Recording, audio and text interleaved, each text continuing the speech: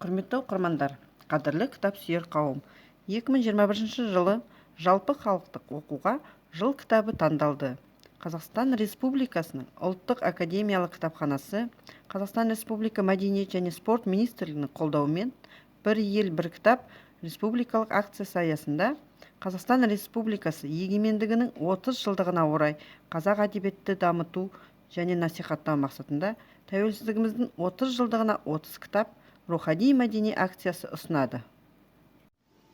Толымбек Абдраимов 1955 жылы 12 қыркүйекте Семей облысының Аякөз қаласында туған. 1972 жылы қазіргі Дулат Бабатай ауылының атындағы номер 2 қазақ орта мектебінің бітірген. Жаңа өмір газетінде, республикалық қазақ әдебиеті газеттерінде, Көкшетау телерадио комитеттерінде еңбек еткен. 1991 жылы Қазақ мемлекеттік университетінің журналистика факультетін тамамдаған.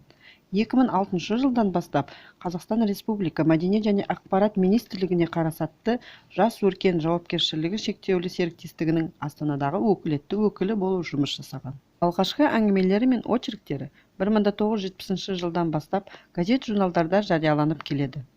Бірнеше құрмет грамотасымен Білім мен ғылым министрлігінің Ыбырай Алтынсарин медалімен марапатталған. Алабұға аулаған күн кітабының айдың күннің аманында Рауан үйінен кетіп, кезбе атанды. Неге кетті? Оған себеп не?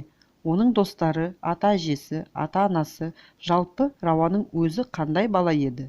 Белгілі балалар жазушысы Толымбек Абдраимовтың тұнжыр хикаяты осынау сауалдарға жауап іздейді.